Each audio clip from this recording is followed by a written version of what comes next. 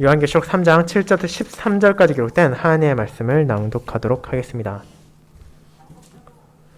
빌라델비아 교회의 사자에게 편지하라. 거룩하고 진실하사 다윗의 열쇠를 가지시니 곧 열면 닫은 사람이 없고 닫으면 열 사람이 없는 그가 이르시되 볼지어다 내가 내 앞에 열린 문을 두었을 때 능히 닫을 사람이 없으리라. 내가 내 행위를 아노니 내가 작은 능력을 가지고서도 내 말을 지키며 내 이름을 배반하지 아니하였도다. 보라 사탄의 회당 곧 자칭 유대인이라나 그렇지 아니하고 거짓말하는 자들 중에서 몇을 내게 주어 그들로 와서 내 발 앞에 절하게 하고 내가 너를 사랑하는 줄을 알게 하리라. 내가 나의 인내의 말씀을 지켰은즉 내가 또한 너를 지켜 시험의 때를 면하게 하리니 이는 장차 온 세상이 임하여 땅에 거하는 자들을 시험할 때라. 내가 속히 오리니 내가 가진 것을 굳게 잡아 아무도 내 멸류관을 빼앗지 못하게 하라. 이기는 자는 내 하나님 성전의 기둥이 되게 하리니 그가 결코 다시 나가지 아니하리라. 내가 하나님의 이름과 하나님의 성 곧 하늘에서 내 하나님께로부터 내려오는 새 예루살렘의 이름과 나의 새 이름을 그의 위에 기록하리라. 귀 있는 자는 성령이 교회들에게 하시는 말씀을 들을지어다. 아멘. 말씀 묵상 후에는 시편 75편 1절, 2절, 4절, 6절을 함께 찬송하도록 하겠습니다.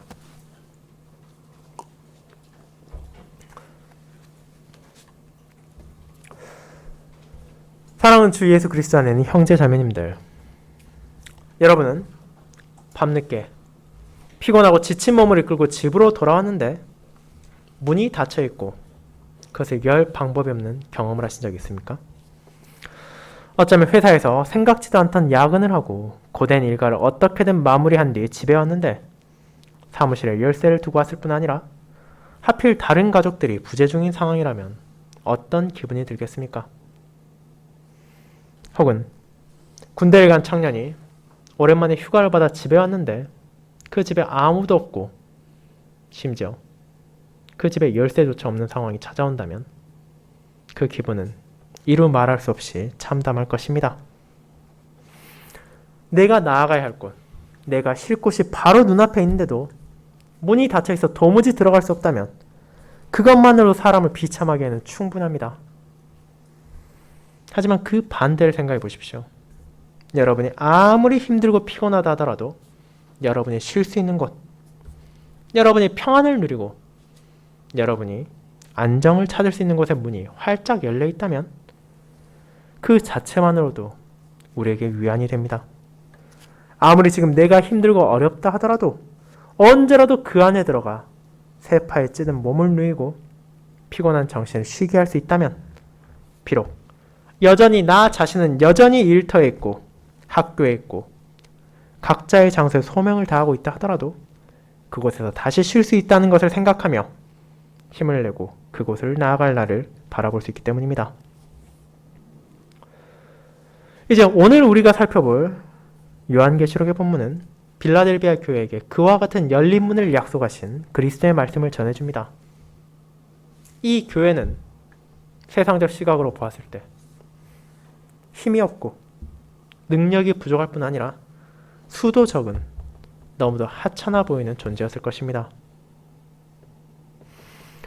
그들은 인간적인 관점에서 내세울 수 있는 것이 아무것도 없었으며 자칭 유대인들을 포함한 사단의 종들의 공격에 하루하루를 힘겹게 살아가고 있었습니다. 그러나 그들은 믿음을 버리지 않았습니다. 자신을 향한 역경과 고난 가운데서도 신실함을 지켰으며 자신들이 받은 말씀에 따라 살아가고 주님의 이름을 배반하지 않았습니다. 그렇게 그런 그들의 행위를 아시는 그 외의 머리신 그리스도께서는 오직 그분만이 가지고 있는 그분의 것인 다윗의 열쇠로 신자들이 자신에게 나올 수 있도록 아버지의 나라의 문을 열어주셨습니다. 그 안에서 인내하는 모든 자들에게 소망의 말씀을 주시고 그 외를 공경한 자들이 무릎을 꿇고 그들의 어리석음을 깨닫는 날이 찾아올 것임을 약속하셨습니다. 그렇게 주님께서 열어주신 문이 있고 그분께서 약속하신 멸류관이 기다리고 있을 뿐 아니라 자신들에게 주어진 진실로 풍성한 은혜의 말씀이 있기에 빌라델비아 교회의 성도들과 그 이후에도 이어지는 박해를 견디는 모든 신자들은 그런 역경 가운데서도 주님의 약속과 말씀을 의지하며 환난을 인내하고 그들이 언젠가 나아갈 열려있는 문을 바라보며 위로와 격려를 얻게 됩니다. 저는 사도 요한을 통해 세상에서 인내하며 신실함을 지키는 교회에게 주어진 이 말씀을 작은 능력을 가진 교회에게 열린 문을 약속하시는 그리스도의 말씀이라는 제목으로 설교하고자 합니다. 그리고 이를 두 부분을 나누어 그들을 향한 주님의 칭찬과 그들을 향해 주어진 약속으로 살펴보고자 합니다. 첫 번째, 작은 능력을 가지고서도 신실함을 지킨 교회를 향한 말씀. 두 번째, 열린 문으로 들어올 교회가 마주할 영광스러운 약속의 말씀이 바로 그 두 소주제입니다. 먼저 첫 번째 부분을 살펴보도록 하겠습니다.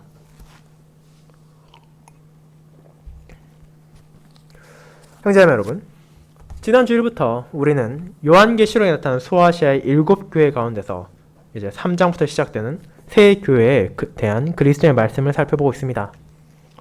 그 가운데 우리가 지난주 살핀 4대 교회를 향한 말씀은 그들만이 아니라 오늘날을 살아가는 수많은 풍족하고 어려움을 없다 생각하는 교회들을 향한 강력한 경고와 권면이 담겨 있었으며, 그리고 거기에서 멈추지 않고 그런 우리에게 주어진 소명을 다시 떠올리게 할 뿐 아니라 그 소명을 신실히 임할 수 있는 격려와 약속까지도 포함되어 있었습니다. 교회의 머리로서 사대를 향하여 편지를 쓰신 주님께서는 그들의 행위를 지적하셨습니다. 그들은 살았다는 이름을 가지고 자신들의 현실에 만족하며 우리는 제법 괜찮다 생각하고 살아가고 있었지만 그 실상은 죽은 자이고 죽어가고 있는 자였기 때문입니다. 어떻게 그런 일이 벌어졌습니까? 왜 교회가 그와 같은 꾸짖음을 들어야만 했습니까? 그 이유는 다른 데 있지 않았습니다. 소아시아의 다른 교회들이 외적인 박해와 거짓 교사들, 이단의 유혹으로 인해 어려움을 겪고 있었다면 사대는 그런 교회들과 대조적으로 그런 공격이 없었기에 스스로 무너지고 있었습니다. 그 도시는 소아시아 지역의 다른 지역들과 달리 타종교의 유화적이었습니다. 그런 분위기에 휩쓸려 성도들은 점점 자신들의 경계심을 내려놓게 되었습니다. 분명 자신들이 살아있다고 말한 것처럼 일상적인 종교 생활은 문제없이 유지되고 있었지만 그 이상 신자가 드러내야 할 것들이 사라지기 시작한 것입니다. 그것은 바로 그들에게 주어진 거룩한 소명입니다. 세상과 하나가 되는 것이 아니라, 사회의 방식을 따라가는 것이 아니라, 남들 하는 대로 살아가는 것이 아니라, 그들은 하나님의 백성으로서 비록 이 땅에서 살아가지만 주님의 자녀로서 그분의 공의와 사랑을 증거해야 했습니다. 세상의 어두운 가운데 파묻혀 눈을 감는 것이 아니라 진리의 빛으로 그들과 자신들의 죄와 비참을 보이고 그런 죄인들을 향해 복음의 진리를 전해야 함에도 불구하고 지금 그들이 마주하고 있는 안락한 삶, 상대적으로 편안한 분위기에 취해 굳이 문제를 일으키지 말고 이대로만 있자고 생각하게 된 것입니다. 그 결과 그들은 서서히 죽어가고 있었습니다. 다른 교회들이 외적인 공격 혹은 내부로부터 거짓 교사로 인해 위기를 맞이한 것을 자각하고 있었다면 이들은 그런 자각도 없이 무너져 내리고 있었던 것입니다. 아무리 주일 예배에 참여하고 복음의 말씀을 듣는다 하더라도 그 말씀 가운데 주어진 소명이 그들의 삶에 연결되지 않는다면 의미는 퇴색하게 되고 그저 듣는 것에 만족하고 행동으로 이어지지 않는다면 그런 삶 가운데 자신들이 도대체 무슨 은혜를 받았는지, 어떻게 이 진리를 듣게 된 것이 하나님의 사랑인 것인지를 점점 망각할 수밖에 없기 때문입니다. 그렇게 주님께서는 말하십니다. 너희가 깨어 회개하지 않는다면 노아의 시대, 그들의 현실이 끊임없이 이어질 것이라 생각했던 수많은 자들과 같이 그 도둑같이 말 그리스도의 날 너희의 어리석음을 깨닫고 한탄하며 멈추지 않는 눈물을 흘리게 될 것이라고 말입니다. 그러나 교회의 머리신 그리스도께서는 선한 주인으로서 그들에게 자비를 베푸셨습니다. 그들에게 이제 잠에서 깨라고 이제 정신을 차리라고 말하며 그런 죽어가는 자들 가운데 두신 신실한 자들을 통해 어떤 삶을 그들이 살아야 하는지, 어떻게 주님께 감사해야 되는지를 보여주셨습니다. 그 소수의 사람들은 사대교회의 성도들과 동일한 여건과 동일한 상황에 살고 있었음에도 불구하고 자신들의 옷을 더럽히지 않았습니다. 세상의 유혹에 손을 잡지 않았고 느슨해지기 쉬운 경계심을 내려놓지 않았습니다. 그들은 자신들이 하나님과 동행하는 자라는 진리를 잊지 않았기 때문입니다. 자신의 삶에 있어 물질적인, 정신적인 피해와 손해가 실제로 생긴다 하더라도 오직 들은 진리의 말씀에 비추어 판단을 내렸고 자신들이 받은 은혜를 기억함으로 현실의 고난을 인내하며 살아갔습니다. 그리고 주님께서는 그런 그들을 향해 너희가 나에게 합당한 자라고 영광스러운 칭찬을 주셨습니다. 하지만 그런 삶, 하나님과 동행하는 삶이 정말로 특출난 사람, 특별한 사람들만이 가능한 것입니까? 그렇지 않습니다. 물론 우리의 능력으로는 그 누구도 이를 행할 수 없지만 주님께서는 자신의 백성들에게 진리의 말씀을 주셨습니다. 그와 같이 사는 성도들은 오직 자신들이 들은 것과 받은 것을 지키며 회개하며 살았기 때문에 그런 자신들 안에서 역사하시는 하나님의 은혜로 옷을 더럽히지 않을 수 있었습니다. 그리고 이제 교회의 머리신 그리스도께서는 사대교회를 향하여 너희 역시도 이제 죄와의 싸움에서 이기고 참된 신자의 삶을 증거하라고 부르십니다. 승리한 자들은 주님의 피로 씻겨진 흰옷을 입게 될 것이고 생명책에 기록된 이름이 지워지지 않으므로 하나님 나라의 백성으로서의 보증을 받게 될 뿐 아니라 주님께서 그들의 이름을 하나님과 천사들 앞에서 시인하는 것을 보게 될 것입니다. 그리고 이 모든 은혜와 약속은 세상에서 박해를 인내하며 살아가는, 그리고 그리스도의 이름을 시인하며 살아가는 모든 자들을 향해 주어진 주님의 말씀입니다. 귀 있는 자들, 성령 하나님의 은혜로 이 말씀을 듣게 된 모든 자들은 그렇게 자신을 깨어 주님을 바라봐야 합니다. 나에게 주어진 말씀이 무엇인지, 내가 받은 약속이 무엇인지를 기억하며 이 세상에 거짓된 평화와 화해의 손길 가운데서도 주님의 진리만을 붙잡고 그분과 함께 동행해야 하며 이 땅의 현실에 만족해서 주저앉는 것이 아니라 다가올 영광을 바라보며 그곳에서 누릴 참된 기쁨, 참된 소망 가운데 힘써 주어진 소명에 신실해야 합니다. 그리고 그 소명에 임할 수 있는 은혜까지도 우리는 진리 가운데 이미 받았기에 이를 기꺼이 수행하며 주님을 바라볼 수 있습니다. 이제 그와 같은 사대교회를 향한 말씀을 뒤로하고 우리는 이어지는 편지를 보게 됩니다. 사대에서 남동쪽으로 조금 더 내려가서 있는 이 도시는 빌라델비아로 다른 7교회들이 있는 도시에 비해 상대적으로 역사가 짧은 도시입니다. 빌라델비아는 기원전 150년경 페르가몬 왕인 에우메네스가 자신의 동생이자 그의 뒤를 이어 왕이 될 필라델포스의 충성과 헌신을 기념하여 세운 도시이자 당시 그 왕국의 땅이 된 얼마 안 된 리디아와 부르기아 지역에 그들의 문화인 헬라 문화를 전파하기 위한 계획 도시로서 만들어졌기 때문입니다. 그렇게 사대와 같이 오래된 역사를 가진 도시에 비하면 그곳은 상대적으로 신흥 도시였습니다. 그리고 계시록의 서신이 전해질 당시 이 빌라델비아는 많은 사원과 종교적인 축제들로 유명했습니다. 질 좋은 포도주를 생산하는 도시로서 술의 신인 디오니소스를 숭배했고 티베리우스 황제의 아들이자 상속자인 게르마니쿠스를 숭배하는 제1을 시작하기도 했습니다.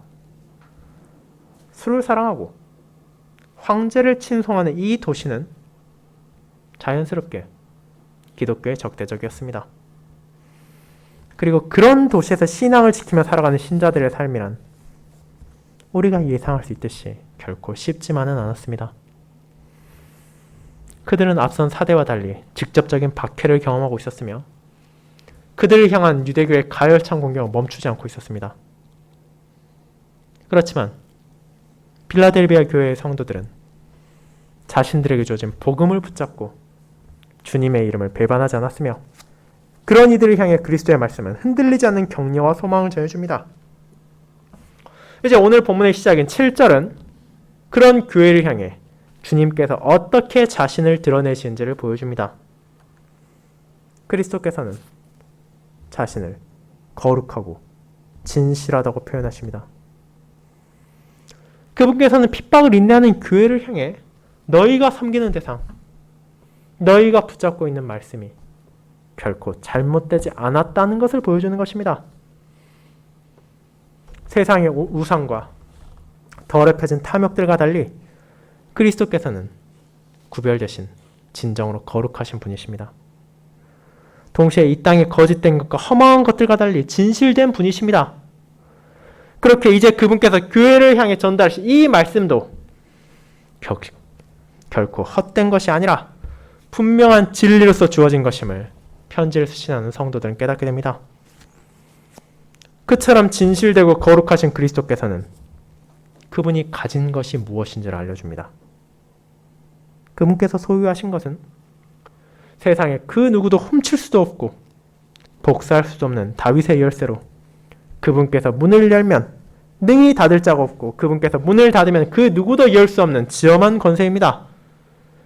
그리고 특별히 그 열쇠를 다윗의 열쇠로 가리킴을 통해 이어지는 요한계시록 5장 5절에도 나오듯이 다윗의 뿌리로서 약속된 메시아로서 이 땅에 계신 주님께서 하나님 나라에서 왕으로서의 통치권을 가지고 있음을 보여주고 있습니다. 그렇게 다윗에게 약속되었던 영원한 왕으로서의 권능을 지니신 분께서는 교회에게 무엇을 보여주십니까? 빌라델비아 교회, 그곳의 성도들 앞에 놓여있는 것은 바로 그 어떤 대적도 감히 닫을 수도 없고 막을 수도 없는 환하게 열린 문입니다. 이 문이 가진 의미는 무엇입니까? 이는 다음과 같은 8절의 후반부와 9절의 내용을 통해 비춰보면 알게 됩니다. 내가 내 행위를 아노니 내가 작은 능력을 가지고서도 내 말을 지키며 내 이름을 배반하지 아니하였도다. 보라, 사탄의 회당 곧 자칭 유대인이라 하나 그렇지 아니하고 거짓말하는 자들 중에서 몇을 내게 주어 그들로 와서 내 발 앞에 절하게 하고 내가 너를 사랑하는 줄을 알게 하리라. 필라델비아 교회의 상황을 앞서 설명드렸던 것처럼 이 편지를 수신할 교회의 신자들은 타대교회의 성도들과 대조적인 여건을 마주하고 있었습니다. 주님께서는 그들을 결코 과대평가하지 않으시고 있는 그대로 그들이 작은 능력을 가졌다고 설명하십니다. 이들은 아마도 수가 아주 적었을 것입니다. 그리고 그들 가운데 이 빌라델비아 도시의 중요한 일에 영향을 끼칠 수 있는 사람이 아무도 없었을 것입니다. 그들은 재정적으로도 능력적으로도 스스로를 높일 만한 것을 찾을 수가 없었습니다. 여러 가지 의미에서 이 교회의 신자들은 앞서 2장에 나오는 서머나 교회의 상황과 유사했습니다. 그렇다면 왜 그토록 힘든 상황이 그들에게 찾아왔습니까? 이는 그리스도를 적대시하는 자들로 인한 것이었습니다. 당시 빌라델비아는 상당한 규모의 유대인들이 회당을 중심으로 생활하고 있었습니다. 우리가 잘 알다시피 유대인들은 그들이 하나님의 백성, 하나님께서 택하신 언약 백성이라는 사실에 큰 자부심을 가지고 있었습니다. 그런 유대인들 가운데 상당수는 기독교를 향해 적개심을 품었습니다. 왜냐하면 자신들이 보았을 때는 저 사람이 감히 하나님의 아들이라 자칭하고 유대인들의 왕이라고 뻔뻔한 말을 했음에도 불구하고 그런 자를 참된 메시아라고 기독교인들이 섬기고 있었기 때문입니다. 유대인들 가운데 분명 진리를 접하고 회심한 이들도 적지 않았지만 그럼에도 상당수 유대인들은 여전히 이를 거부하고 그리스도를 미워했으며 그분을 따르는 성도들을 박해했습니다. 그들은 기독교인들을 로마의 반역한 자를 섬기는 이교도라고 정부에 고소했고 신자들의 삶의 기반을 무너뜨리기 위해 갖은 노력을 아끼지 않았습니다. 우리는 그런 이들의 잘못된 열심을 사도행전에 나타난 바울의 행적을 통해 엿볼 수 있습니다. 그 한 사람만이 아니라 수많은 이들이 그와 같이 신자들을 무너뜨리고 교회를 쓰러뜨리기 위해 나름의 열심을 가지고 최선을 다하고 있었습니다. 그렇게 유대인들의 공격, 그리고 기독교에 결코 호의적이지 않은 로마 정부의 박해로 인하여 힘들어하는 신자들에게 다윗의 열쇠를 가지신 왕, 이스라엘이 그토록 바랬지만 스스로 거부했던 메시아께서는 무엇을 보여주십니까? 너희를 핍박하는 유대인들은 진정한 의미에서는 유대인이 아니다. 그들은 자칭 유대인에 불과하고 거짓말하는 자에 지나지 않는다고 선언하십니다. 이 말은 충격적입니다. 분명 그들은 아브라함의 혈통을 이어받은 자이고 할례의 표를 몸에 지녔으며 율법을 여전히 열심히 가르치고 있는데 왜 참된 유대인이 아닌 것입니까? 이에 대해 갈라디아서 3장 6절 7절은 다음과 같이 선언합니다. 아브라함이 하나님을 믿음에 그것을 그에게 의로 정하셨다함과 같으니라. 그런즉 믿음으로 말미암은 자들은 아브라함의 자손인 줄 알지어다. 아브라함의 자손이란 말은 단순히 한 사람의 후손이란 의미가 아니라 하나님께서 주신 언약의 계승자라는 뜻을 지니고 있습니다. 그러나 여기 나온 자칭 유대인들은 어떻습니까? 그들은 약속된 메시아를 거부했고 주어진 진리를 외면함을 통해 실제로는 하나님의 말씀을 믿고 하나님의 뜻에 따르는 것이 아니라 그저 자신들의 전통과 삶의 방식, 그들의 고집을 더 우선시한다는 것을 보여주었습니다.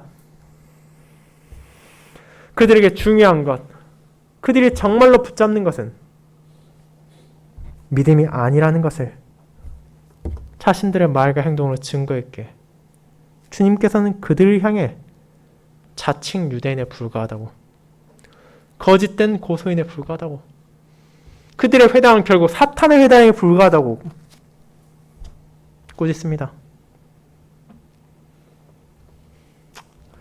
그런 이들의 고소가 이어지고 그런 이들이 끊임없이 하는 박해가 멈추지 않았기에 빌라델비아 교회 성도들의 삶에는 고난이 가득했고 이 땅의 기준으로 보았을 때는 어떤 것도 내세울 수 없는 초라한 행적을 가지고 있었습니다. 하지만 주님께서는 그들을 칭찬하십니다. 그들이 아무리 작은 능력을 가졌을지언정 정말로 잊지 말아야 하는 것을 붙잡고 있었기 때문입니다. 그들은 주님의 말씀을 붙잡았습니다. 그들의 삶에서는 주님의 이름에 영광이 돌리도록 최선을 다했습니다. 그리고 그런 너희야말로 참된 유대인이며 거룩한 신자라는 것을 주님께서 선언하시고 그들을 위하여 다윗 왕궁의 문, 하나님 나라의 문을 활짝 열어주셨습니다. 예수님을 믿는다는 이유로 인해 회당에서 쫓겨나고 그곳 닫힌 문을 향해 들어갈 수 없게 된 이들을 향하여 이제 그 누구도 감히 닫을 수도 없고 막을 수도 없는 영원한 왕국으로 가는 문을 열어주시고 너희가 이제 나의 왕국에 들어올 것임을 약속하셨기에 빌라델비아 성도들은 그분의 뜻에 따른 삶, 그분의 가르침에 신실한 삶이 결코 헛된 것이 아님을 깨달으며 그분의 칭찬과 격려에 위로와 기쁨을 받았습니다.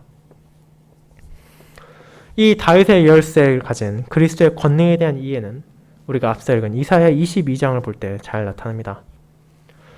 여호와께서는 히스기야의 왕궁 맡은 자인 셈나가 자신의 권위를 남용하고 개인적인 이득을 취했기에 그를 파면시키시고 엘리야김을 세우셨습니다.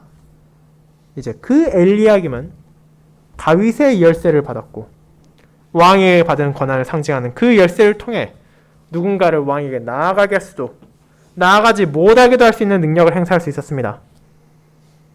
그리고 오늘 그리스도께서는 이제 왕이신 그리스도께서 그 열쇠의 참된 주인으로서 자신의 능력을 행사하사 그 문을 직접 여셨으며 그 누구도 이제 이것을 닫지 못할 것이라고 선언하신 것입니다. 빌라델비아 신자들은 고난과 박해를 인내하며 주님의 말씀을 지켰고 또 그런 삶 가운데 하나님께 영광을 돌렸으나 언젠가는 그 생명을 다할 것입니다. 그러나 그들 앞에 기다리는 것은 무엇입니까? 그것은 영원한 절망도 아니며 허무도 아닙니다. 오히려 영원한 기쁨이 기다리고 있습니다.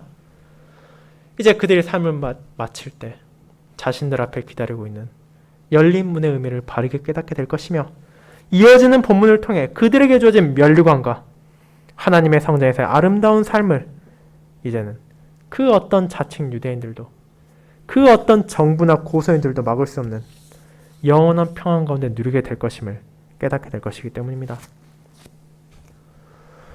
사랑하는 형제자매 여러분, 이 땅에서 살아가는 동안 저와 여러분 역시도 이 교회의 성도들과 유사한 경험을 하게 될지도 모릅니다. 이 땅에 힘있고 능력이 넘치는 것처럼 보이는 사람들과 달리 나 자신은 너무도 연약하여 세상에 무엇도 바꿀 수 없는 무능력한 자로 여겨질 때가 찾아올 수도 있습니다. 그러나 주님께서 받아들여 주시는 자는 능력이 많고 힘 있는 자가 아닙니다. 아무리 작은 능력을 가졌다 한들, 아무리 멸시받고 박해를 받으면 조롱을 당한다 한들, 말씀 가운데 나타난 하나님의 뜻에 따라 살아가며 그분의 영광을 위해 헌신할 때 주님께서는 그것이 아무리 작아 보인다 하더라도 무시하지 않으십니다. 세상이 우리에게서 문을 닫고 우리를 내어 쫓는다 하더라도 그리스도께서는 그분에게 주어진 메시아의 열쇠로 아버지의 나라의 문을 여시고 우리의 삶이 결코 비참과 슬픔으로 끝나지 않을 것임을 보증해 주십니다. 그 놀라운 복음의 말씀이 주어졌기에 오늘을 사는 성도들 역시 먼 옛날 소아시아에서 작은 능력을 가지고도 주님께 신실했던 이들처럼 나에게 주어진 말씀, 나에게 주어진 복음을 붙잡으며 하나님의 영광을 위해 살아갈 수 있습니다. 그리고 그런 백성들에게 주어진 주님의 약속을 통하여 우리는 더욱더 힘을 내어 즐거이 일을 행할 수 있게 되며 우리는 두 번째, 열린 문으로 들어올 교회가 마주할 영광스러운 약속의 말씀을 통하여 다시금 확인할 수 있게 됩니다.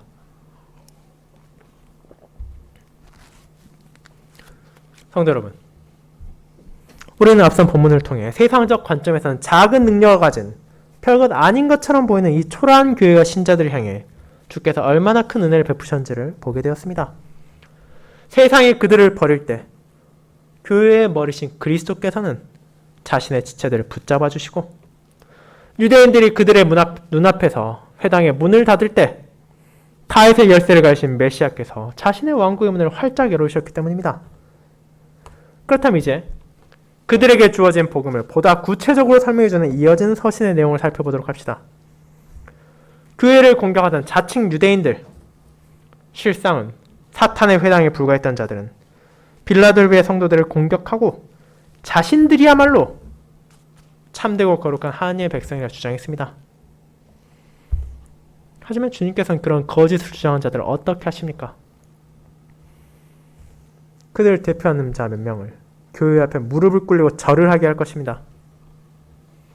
이 상황을 떠올려 보십시오. 여러분이 쉽게 떠올릴 수 있는 것처럼 서로가 적대한 이들 가운데 한쪽이 상대방 앞에 무릎을 꿇고 절을 하는 것은 어떤 상황입니까? 그것은 자신들의 패배를 인정하고 항복할 때 나타납니다. 유대인들은 그들이 승리할 것이라 생각하며 하나님께서 그들이 인정할 것이라 느끼며 그 모든 행동을 했지만 그 결과는 반대였습니다. 그리스도께서는 그런 자칭 유대인들을 진실로 어떤 자들인지를 보여주시고 정말로 그분의 사랑을 받는 자, 정말로 하나님의 뜻에 따르는 자는 이 교회의 성도들이라는 것을 드러내실 것이기 때문입니다. 거짓 고소와 박해에도 불구하고 주님께서 은혜 가운데 주신 진리를 붙잡은 자들이야말로 원수들의 패배를 바라보며 주님의 사랑을 경험할 것입니다. 그리고 이런 원수의 패배는 자칭 유대인들에게서 멈추는 것이 아니라 이제 나아가 온 세상이 누가 주님의 백성이며 누가 주님의 대적자인지를 깨닫는 날이 찾아올 것입니다. 그런 날, 앞선 사대교회도 약속했던 그리스도의 날이 속히 올 것입니다. 그날이 찾아올 때 세상의 불신자들은 그들의 어리석음의 결과를 마주할 것입니다. 의기양양하게 교회를 공격했던 자들은 무력하게 심판을 받을 것이며, 인내하며 말씀을 지켰던 자들은 그들이 그동안 받던 수모를 깨끗이 씻어줄 주님께서 씌워준 면류관, 승리를 상징하는 이 관을 받게 될 것입니다. 그리고 이미 그들의 인내를 증가한 빌라델비아 성도를 향해 주님께서는 경고가 아니라 격려를 주십니다. 그들은 이미 주님의 은혜를 받고 있으며 환난 가운데 인내할 수 있는 능력을 성령 하나님의 역사 가운데 경험하고 있었습니다. 그렇게 그들이 해야 할 것은 새로운 무언가를 발견해 사는 것이 아니라 자신들이 지금까지 해온 것처럼 거룩하고 참된 주님의 말씀만을 의지하며 살아가는 것이고, 그와 같은 삶을 살아가는 자들은 온 세상이 시험을 당하고 원수들이 무릎을 꿇고 절을 하며 패배를 인정하며 떨면서 주님의 재판장을 향해 나아간 때에도 어떤 걱정도 없이 면류관을 쓰고 승리의 기쁨을 누리게 될 것입니다. 그것이 바로 현실의 역경과 고난 가운데서도 인내하며 진리를 붙잡은 자들, 작은 능력을 가졌으나 세상의 권위나 재물에 굴하지 않고 하나님께만 영광을 돌린 신실한 성도들을 향한 주님의 약속입니다. 거기에서 이어지는 12절은 이제 면류관을 받고 승리의 기쁨을 누리 이기는 자들에게 주어질 영광에 대해 전해줍니다. 앞서 보았던 열린 문의 묘사를 다시 한번 떠올려 봅시다. 우리가 피곤하고 지친 몸을 이끌고 나아가다가 눈앞에 풍성한 음식이 준비되어 있고 따뜻한 온기를 제공해주는 모든 것이 마련된 실내가 보이는 문이 열려 있다면 우리는 그 안에 들어가길 간절히 바랄 것입니다. 하지만 그 장소가 아무리 아름답고 이상적인 것처럼 느껴진다 하더라도 나에게 허락된 곳이 아니라면 그것은 그림의 떡일 뿐이며 나를 더욱더 비참하게 만들 것입니다. 그렇다면 빌라델비아 성도들, 그리고 그들같이 주님께 신실한 자들을 향해 열려있는 문은 무엇을 보여줍니까? 이는 그들이야말로 그 장소, 다윗의 열쇠를 가진 이가 열어준 문에 들어오기에 합당한 자이며 그들을 위하여 주님께서 이 장소를 예비하셨음을 알려줍니다. 이 12절은 신자를 향한 절대적인 평안과 안정을 약속하는 진리의 말씀입니다. 그들은 다른 어디도 아닌 하나님의 성전에서 기둥이 될 것입니다. 여러분, 한 건물에서 기둥이 어떤 역할을 하는지를 아실 것입니다. 기둥은 건물에서 가장 튼튼하고 안정적이며 집이 통째로 무너지지 않는 한 결코 제거되거나 뽑힐 일이 없는 중요한 일부입니다. 그런데 주님께서 성도들을 향해 너희가 하나님의 성전의 기둥이 될 것이라고 말하십니다. 물론 우리는 이 기둥이 물리적인 성전에 위치하지 않는다는 것을 알아야 합니다. 다윗이 준비하고 솔로몬이 건축했던 성전은 바벨론의 공격에 무너졌고, 헤롯이 지은 성전 역시 서기 70년 유대인들의 반란이 실패하며 처참하게 파괴되고 말았습니다. 그리고 오늘날 예루살렘의 성전터에는 더 이상 성전이 아니라 바위의 돔이라 불리는 이스라엘의 사원이 위치하고 있습니다. 그렇다면 어떻게 신자들이 하나님의 성전의 기둥이 될 수 있습니까? 우리는 성전의 본질이 무엇인지를 떠올려야 합니다. 성전이 거룩하고 아름다운 이유는 그 건물의 양식이 훌륭하고 최상급의 자재를 사용해서가 아닙니다.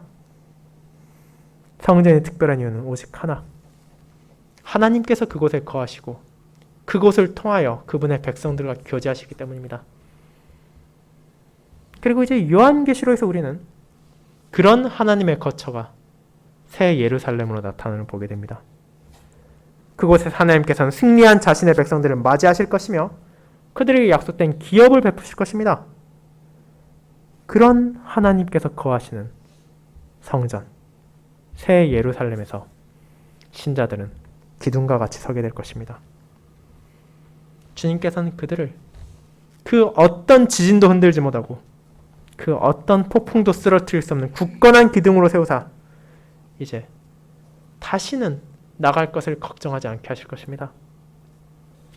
유대인들의 회당에서 추방당했던 쓰라린 경험은 반복되지 않을 것이며 하나님을 믿는다는 이유로 가정이나 직장에서 쫓겨나는 일이 그분의 나라에서는 다시는 일어나지 않을 것입니다. 그 이유는 그렇게 자신의 백성들을 기둥으로 삼으신 주님께서 그들 위해 하나님의 이름을 적으실 것이기 때문입니다.